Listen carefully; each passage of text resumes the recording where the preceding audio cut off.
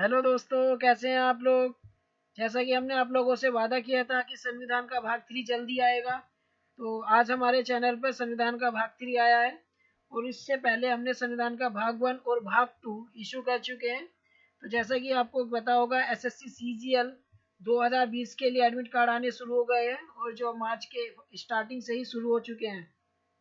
तो दोस्तों, आपको बताया 25 मार्क्स का एसएससी सीजीएल में जीके आने वाला है, जिसमें संविधान से संबंधित क्वेश्चन जरूर पूछे जाते हैं। तो 2 से 3 क्वेश्चन उसमें जरूर आते हैं, तो आपको 2 से 3 नंबर बहुत ही अच्छे पक्के करने हैं, क्योंकि एक एक नंबर बहुत ही ज्यादा महत्व रखता है आपके सिलेक्शन में। तो चलिए दोस्तों, देरी ना करते हुए हम अपनी सीरीज को बढ़ाते हैं। और जैसा कि हमने आप लोगों से वादा किया था, हमारे क्वेश्चन होंगे मात्र 20, लेकिन इसमें आपको हम 20 क्वेश्चन के साथ साथ 50 क्वेश्चनों को कवर करेंगे। तो अपनी नोटबुक निकाल लीजिए और उसमें कुछ क्वेश्चनों को आपको नोटबुक में तैयार करना है, याद रखना है। चलिए दोस्तों, स्टार्ट करते हैं हम इस अपनी सीरीज को बहुत ही अच्छे से। तो जैसे कि पहला क्वेश्चन आपके पास आते हुए, जल्दी से आपको बताना है, 5 सेकंड का समय दिया जाएगा। भारत की नागरिकता निम्नलिखित में से किस प्रकार से प्राप्त की जा सकती है। तो हमारा जो क्वेश्चन हुआ कि भारत की नागरिकता निम्नलिखित में से किस प्रकार से प्राप्त की जा सकती है, तो इसका ऑप्शन होगा जन्म से, ऑप्शन बी वंशानुक्रम से, ऑप्शन सी देशीकरण से, ऑप्शन डी उपयुक्त सभी। तो जल्दी से दोस्तों आप लोगों को बताना है, 5 सेकंड का समय दिया जाता है।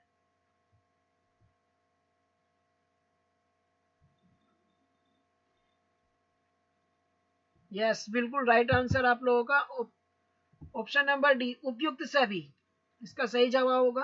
तो जैसा कि दोस्तों मैं आप लोगों को बता देता हूं कि नागरिकता अधिनियम 1955 भारतीय नागरिकता अधिनियम 1955 के अधीन भारत में किसी भी व्यक्ति को नागरिकता प्राप्त 4 तरीके से हो सकती है: जन्म से, वंशानुक्रम से, देशीकरण से और पंजीकरण के द्वारा भी। यदि कोई व्यक्ति भारत के अंदर कम से कम 12 वर्षों से लगातार रह रहा है, तो वह भी भारत की नागरिकता प्राप्त करने के लिए आवेदन कर सकता है। चलिए नेक्स्ट क्वेश्चन पे चलते हैं। जैसा कि नेक्स्ट क्वेश्चन है, भारत का संविधान ऑप्शन ए एकल नागरिकता प्रदान करता है, ऑप्शन बी दोहरी नागरिकता प्रदान करता है, ऑप्शन सी नागरिकता से संबंधित कोई प्रावधान नहीं है, ऑप्शन डी बहुल नागरिकता प्रदान करता है। तो चलिए दोस्तों, जल्दी से बताइए, आप लोगों को 5 सेकंड का समय दिया जाता है।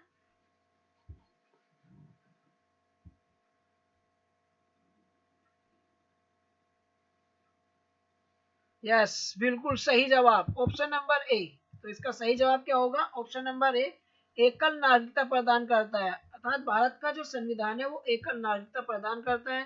तो इसके साथ हमारा दूसरा क्वेश्चन ये आता है, भारत के संविधान में एकल नागरिकता किस देश के संविधान से ली गई है? तो इसका जो सही जवाब होगा यूएसए।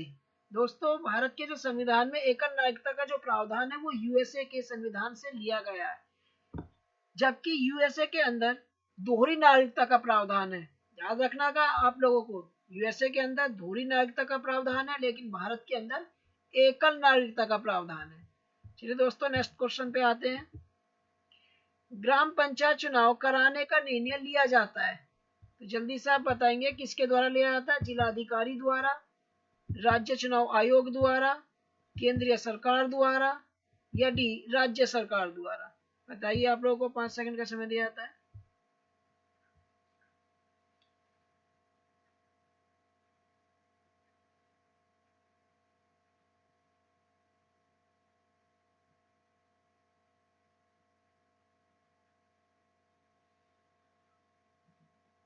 यस, बिल्कुल राइट आंसर इसमें कौन सा होगा?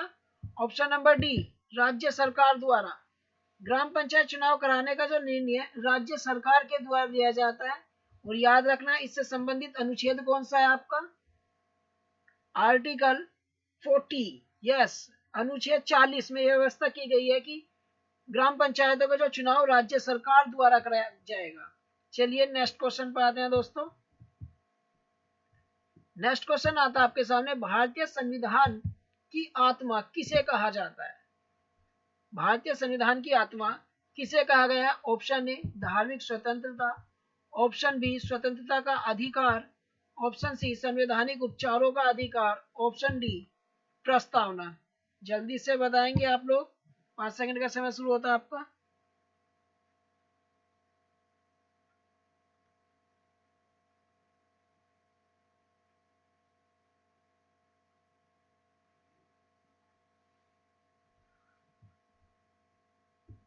यस, इसका ऑप्शन सही होगा आपका डी, प्रस्तावना। तो भारतीय संविधान की आत्मा प्रस्तावना को कहा जाता है। और दोस्तों इसके साथ साथ आपको याद रखना होगा, जबकि डॉक्टर बी आर अम्बेडकर ने भारतीय संविधान के अंतर्गत जो संविधानिक उपचारों के अधिकार को, जो आपका ऑप्शन है, कुछ लोग ऑप्शन सी लगा रहे होंगे, लेकिन इस चीज को आपको ध्यान रखना है, संविधानिक उपचारों का अधिकार, उसको डॉक्टर बी आर अम्बेडकर ने भारतीय संविधान की आत्मा एवं हृदय कहा है। ध्यान रखना है दोस्तों आप लोगों को, बहुत ही छोटा सा डिफरेंस है। भारतीय संविधान की आत्मा प्रस्तावना को कहा जाता है, जबकि भारतीय संविधान की आत्मा एवं हृदय संवैधानिक उपचारों का अधिकार इसको कहा जाता है। और आप लोगों को याद रखना है, यह किसने कहा है? डॉक्टर बी आर अम्बेडकर ने कहा है। चलिए नेक्स्ट क्वेश्चन पे आते हैं दोस्तों। नेक्स्ट क्वेश्चन आपके सामने आता है, भारत के संविधान के अंतर्गत अब कितने मौलिक अधिकारों की गारंटी दी गई है? Option A 8, option B 7, option C 6, option D 9। चलिए जल्दी से जवाब दीजिए।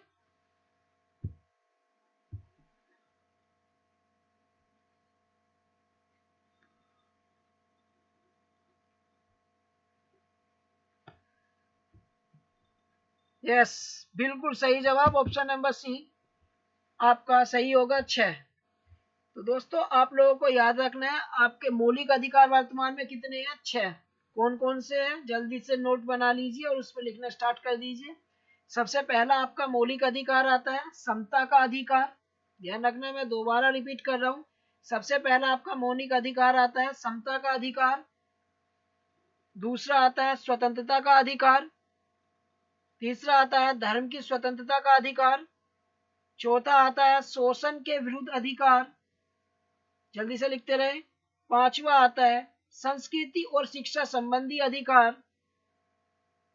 एवं सबसे आखिरी छठा संवैधानिक उपचारों का अधिकार, जिसे भारतीय संविधान की आत्मा एवं हृदय कहा गया है। इस चीज को याद रखना आप लोगों को। तो टोटल कितने मौलिक अधिकार हो गए आपके दोस्तों? 6। और आपको याद रखना है, जबकि 6 से पहले जो मौलिक अधिकार थे वे आपके 7 थे। कितने मौलिक अधिकार थे? 7। 44वें संविधान संशोधन के तहत संपत्ति के अधिकार को मौलिक अधिकार से हटाकर एक कानूनी अधिकार बनाया गया है। याद रखना है दोस्तों आप लोगों को, कौन से संविधान संशोधन? 44वें संविधान संशोधन में किस अधिकार को हटाया गया? संपत्ति का अधिकार। और अब वह कौन सा अधिकार बन गया है? कानूनी अधिकार। तो आप लोगों को याद रखना है। चलिए नेक्स्ट क्वेश्चन पे चलते हैं। मौलिक अधिकारों में संशोधन करने के लिए कौन सक्षम है? अर्थात जो मौलिक अधिकार है उसमें कौन संशोधन कर सकता है? तो आप लोगों को याद रख बताना है। ऑप्शन ए राष्ट्रपति, ऑप्शन बी लोकसभा, ऑप्शन सी सर्वोच्च न्यायालय, ऑप्शन डी संसद। तो जल्दी से बताएंगे, आप लोगों को 5 सेकंड का समय दिया जाता है।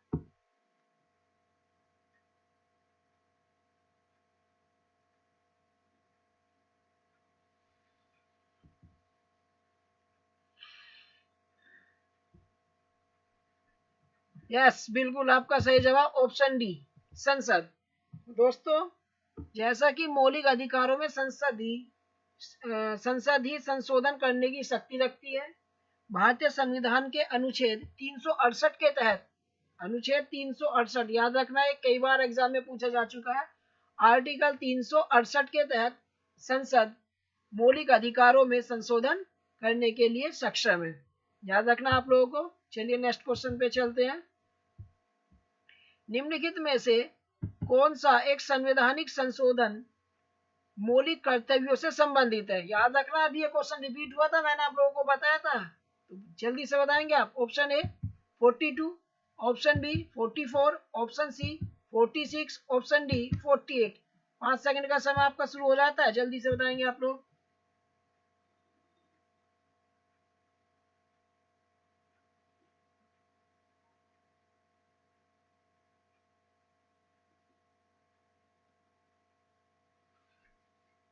यस, बिल्कुल सही जवाब, 42वां संविधान संशोधन। दोस्तों आप लोगों को याद रखना है, 42वें संविधान संशोधन के तहत ही संविधान के भाग में जो भाग 4A था, कौन सा याद रखना आप लोगों को, 4A के तहत मौलिक कर्तव्यों को जोड़ा गया। याद रखना, मौलिक अधिकार अलग है, मौलिक कर्तव्य अलग है। याद रखना दोस्तों, आप लोगों को बहुत ही छोटा सा डिफरेंस है, याद रखना है। मौलिक कर्तव्य आपके अलग है, जो 11 है। कितने हैं मौलिक कर्तव्य, 11 है। जबकि आपके मौलिक अधिकार कितने हैं, वो कितने, जल्दी बताएंगे। अभी पीछे था मौलिक अधिकार 6 है, मूल में 7 थे लेकिन अब वर्तमान में 6 है। मौलिक अधिकार आप लोगों के 6 है और मौलिक कर्तव्य 7 है, जिनको 42वें संविधान, कौन सा संविधान, मौलिक कर्तव्यों को 42वें संविधान संशोधन के द्वारा जोड़ा गया था। ये किस भाग में है, याद रखना आप लोगों को, संविधान के भाग 4A में। किस भाग में, संविधान के भाग 4A में। किस अनुच्छेद में रखा गया है इनको, अनुच्छेद 51 कौन सा, याद रखना, अनुच्छेद 51। तो आप बताएंगे कितने मौलिक कर्तव्य हैं आप लोगों के, 11। दोस्तों कई क्वेश्चन तैयार हो जाते हैं, ध्यान रखना है। सबसे पहले हमारे जो मौलिक कर्तव्य है इन्हों को 42वें संविधान संशोधन के तहत संविधान में जोड़ा गया था। किस अनुच्छेद में रखा गया है, वो इनको 51A में रखा गया है। संविधान के किस भाग में, संविधान के भाग 4A में। संख्या कितनी है इनकी, 11 है। तो कई क्वेश्चन तैयार हो जाते हैं। चलिए नेक्स्ट क्वेश्चन पे आते हैं। तो नेक्स्ट क्वेश्चन आता है हमारा, पंचायती राज का सबसे छोटा अंग है। तो आप बताएंगे, ऑप्शन ए जिला परिषद, ऑप्शन बी पंचायत समिति, ऑप्शन सी ग्राम, ऑप्शन डी ग्राम पंचायत। जल्दी से बताएंगे आप लोग, जल्दी।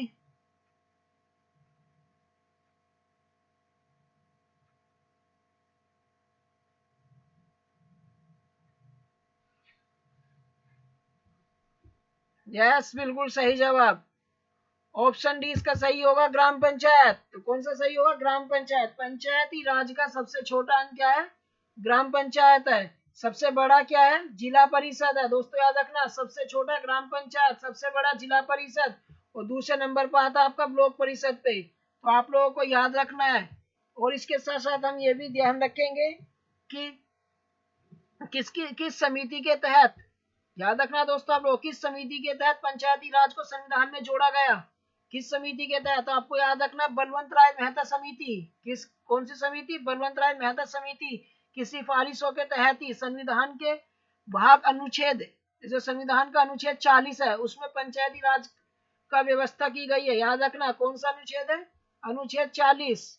और दोस्तों आप लोगों को इसके साथ ये भी याद रखना है कि भारत के अंदर कैसी राज्य व्यवस्था है, पंचायती राज व्यवस्था। तो याद रखना, त्रिस्तरीय पंचायती राज व्यवस्था है। प्रथम जिला परिषद, दूसरा ब्लॉक परिषद और तीसरा ग्राम पंचायत। याद रखना आप लोगों को दोस्तों। चलिए नेक्स्ट क्वेश्चन पे आते हैं। नेक्स्ट क्वेश्चन होता है, भारतीय संविधान में नीति निर्देशक तत्व को लिया गया है। तो आपको बताना है कहां से लिया गया है इनको। ऑप्शन ए संयुक्त राज्य अमेरिका के संविधान से, ऑप्शन बी ब्रिटिश संविधान से, ऑप्शन सी आयरलैंड के संविधान से, ऑप्शन डी ऑस्ट्रेलिया के संविधान से। तो जल्दी बताएंगे आप लोगों को, टाइम होता है आपका शुरू अब।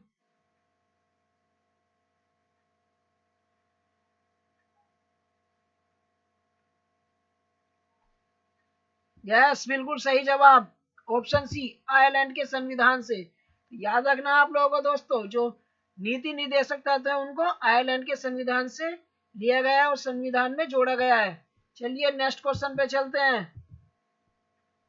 अनुच्छेद 14 में कानून की समानता का अधिकार किस देश से लिया गया है। याद रखना दोस्तों, अनुच्छेद 14 में कानून की समानता का अधिकार किस देश से लिया गया है। Option A USA, option B Britain, option C रूस, ऑप्शन डी ऑस्ट्रेलिया। चलिए आप लोगों को 5 सेकंड का समय दिया जाता है, जल्दी बताएंगे।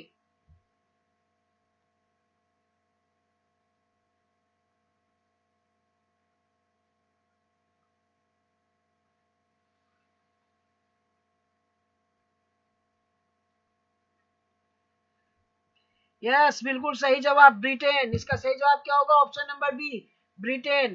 तो दोस्तों आप लोगों को याद रखना, अनुच्छेद 14 में वर्णित कानून की समानता का जो अधिकार है वो ब्रिटेन से लिया गया है। कहां से लिया गया है, ब्रिटेन से। ऑप्शन नंबर बी इसका सही जवाब होगा। चलिए नेक्स्ट क्वेश्चन पे चलते हैं जल्दी से। तो नेक्स्ट क्वेश्चन आपके सामने आता है, हमने विश्व के किस राष्ट्र के संविधान, हमने विश्व के किस राष्ट्र के संविधान से अपने मूल अधिकारों की संकल्पना ग्रहण की है? याद रखना आप लोगों को, कहां से ग्रहण की है? Option A UK, option B Canada, option B Canada, option C रूस, ऑप्शन डी यूएसए। तो जल्दी से बताएंगे आप लोगों को, 5 सेकंड का समय दिया जाएगा दोस्तों।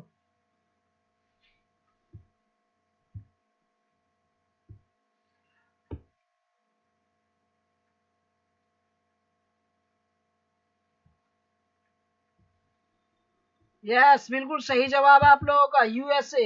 यूएसए के संविधान से ही भारतीय संविधान में मूल अधिकारों को ग्रहण किया गया है। याद रखना दोस्तों, कहां से? यूएसए के।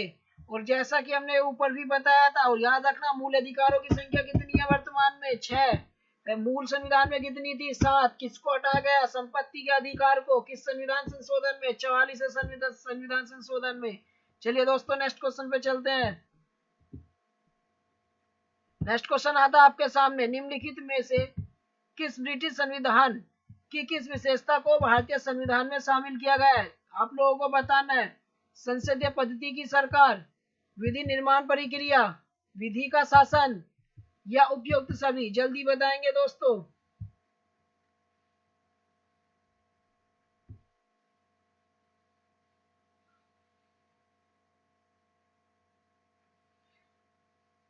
यस, बिल्कुल सही जवाब है आप लोगों का, ऑप्शन डी। तो दोस्तों आप लोगों को याद रखना है, संसदीय पद्धति की सरकार, विधि का शासन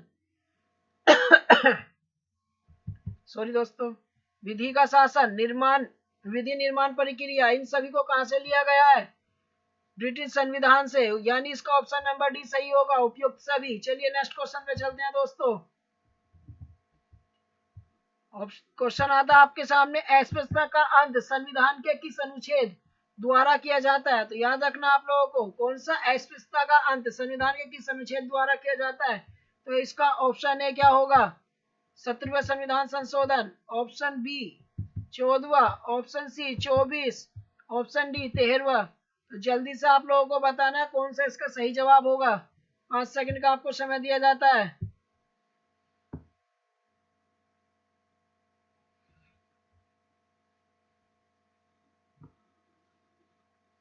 यस, बिल्कुल सही जवाब आप लोगों का, ऑप्शन नंबर ए 17। तो याद रखना दोस्तों, अनुच्छेद 17 अस्पृश्यता का अंत करता है। कौन सा? अनुच्छेद 17।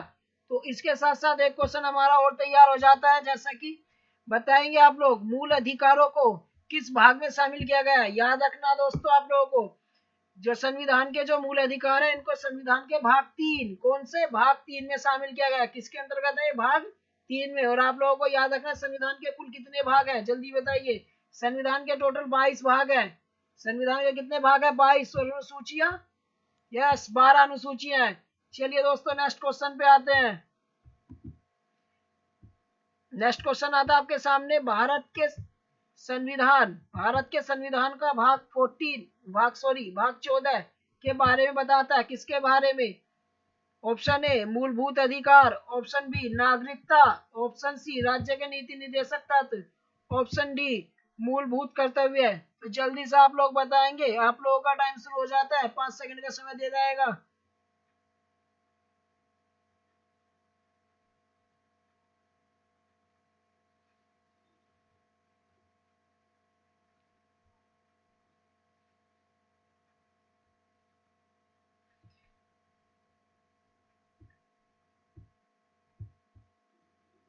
यस, बिल्कुल सही जवाब, ऑप्शन नंबर सी इसका सही आंसर होगा आपका। राज्य के नीति निर्देशक तत्व, कौन से? राज्य के नीति निर्देशक तत्व भारत के संविधान के भाग 4 में वर्णित है। किसमें? भारत के संविधान के भाग 4, जबकि भाग 3 में क्या है? मौलिक अधिकार। याद रखना दोस्तों, भाग 3 में मौलिक अधिकार है, भाग 4 में राज्य के नीति निर्देशक तत्व है। आप जल्दी से ये बताइए, जो राज्य के नीति निर्देशक तत्व है किस भाग के अंतर्गत है? याद रखना आपको, भाग 4 में है। और ये बताइए, जो राज्य का नीति निर्देशक तत्व है, इनको भारत के संविधान में किस देश के संविधान से लिया गया है? अभी ऊपर क्वेश्चन आया था, जल्दी बताएंगे आप लोग। यस, बिल्कुल सही जवाब, आयरलैंड के संविधान से। कहां से? आयरलैंड के संविधान से लिया गया है। तो और आपको ये और याद रखना कि इनसे संबंधित अनुच्छेद कितने हैं। तो आपको याद रखना है दोस्तों, अनुच्छेद 36 से 51। कहा? अनुच्छेद 36 से 51 तक राज्य के नीति निर्देशक तत्व से संबंधित है। चलिए दोस्तों नेक्स्ट क्वेश्चन पे आते हैं। नेक्स्ट क्वेश्चन आपके सामने आता है, पंचायती राज की त्रिस्तरीय समिति का गठन किसके द्वारा किया गया? तो ऑप्शन ए बलवंत राय मेहता समिति, ऑप्शन बी अशोक मेहता समिति, ऑप्शन सी विश्वेश्वरैया समिति, ऑप्शन डी सिंघवी समिति। जल्दी बताएंगे, क्वेश्चन रिपीटेड है, पीछे आ चुका है, मैंने आपको बताया था।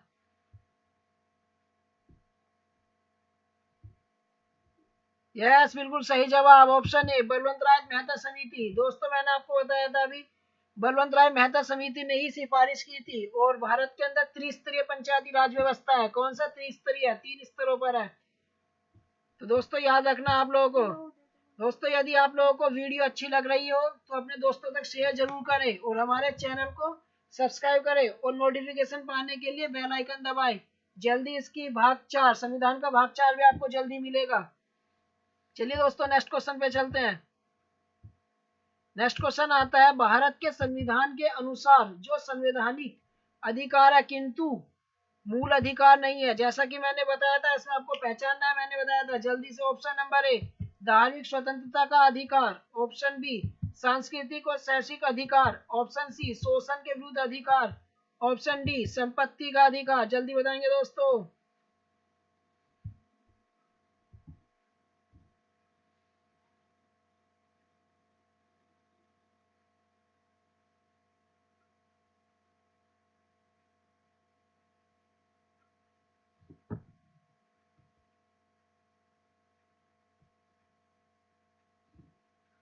यस बिल्कुल सही जवाब आप लोगों का, संपत्ति का अधिकार। रिपीटेड क्वेश्चन, रिपीटेड कैसा रिपीटेड क्वेश्चन है, पीछे आ चुका है।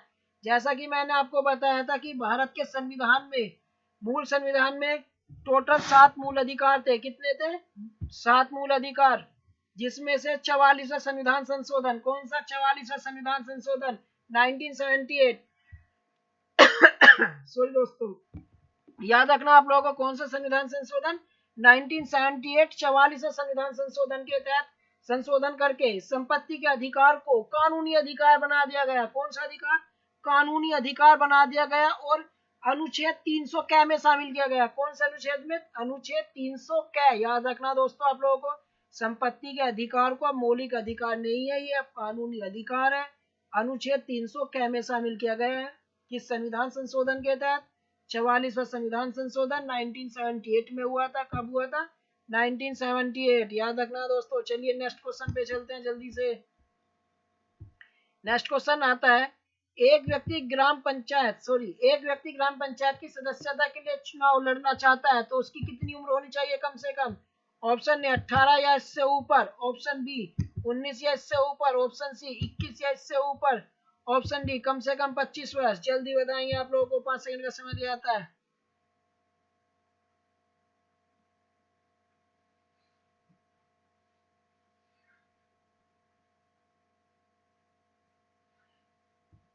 यस बिल्कुल सही जवाब आप लोगों का, ऑप्शन सी 21 वर्ष या इससे ऊपर होनी चाहिए। तो दोस्तों किसी भी व्यक्ति को ग्राम पंचायत की सदस्यता लेने के लिए, ग्राम पंचायत के चुनाव के लिए कम से कम 21 वर्ष की उम्र होनी चाहिए।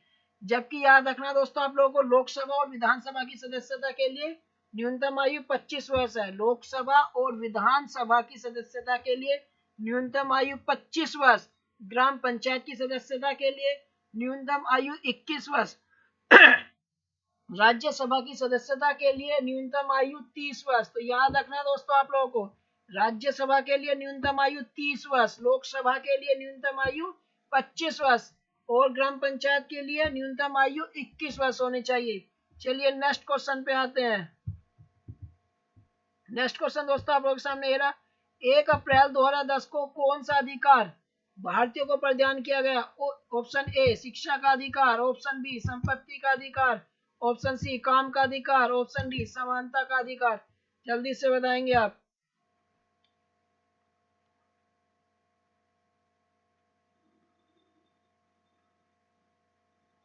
यस बिल्कुल सही जवाब आप लोगों का, ऑप्शन ए इसका सही जवाब होगा, शिक्षा का अधिकार। तो 1 अप्रैल 2010 को संशोधन करके भारतीयों को शिक्षा का अधिकार प्रदान किया गया। चलिए नेक्स्ट क्वेश्चन पे आते हैं दोस्तों। चतुर्थ स्तंभ जिसको फोर्थ स्टेट भी बोलते हैं, शीर्षक पद का प्रयोग किसके लिए किया जाता है या किसको इंडिकेट करता है, इंगित करता है? ऑप्शन ए संसद, ऑप्शन बी न्यायपालिका, ऑप्शन सी कार्यपालिका, ऑप्शन डी प्रेस तथा समाचार पत्र। बहुत ही इजी क्वेश्चन है। यस, बिल्कुल सही जवाब ऑप्शन डी प्रेस एवं समाचार पत्र के लिए फोर्थ स्तंभ का प्रयोग किया जाता है, क्योंकि प्रेस को स्वतंत्र बोलने का अधिकार प्रदान किया गया स्वतंत्रता के संविधान के अंतर्गत। चलिए नेक्स्ट क्वेश्चन पर आते हैं दोस्तों। यदि आप लोगों को हमारी वीडियो अच्छी लगी हो तो प्लीज हमारे चैनल को सब्सक्राइब जरूर करें और अपने दोस्तों तक इस वीडियो को शेयर करें, लाइक करें और नोटिफिकेशन पाने के लिए बेल आइकन को जरूर दबाएं। दोस्तों हमारे चैनल से जुड़ने के लिए आप लोग इसको चैनल को सब्सक्राइब जरूर करें और देखें कि हम आपका मोटिवेशन कैसे बढ़ाते हैं। वीडियो को आपको लाइक जरूर करनी दोस्तों, बहुत ही मेहनत करते हैं हम।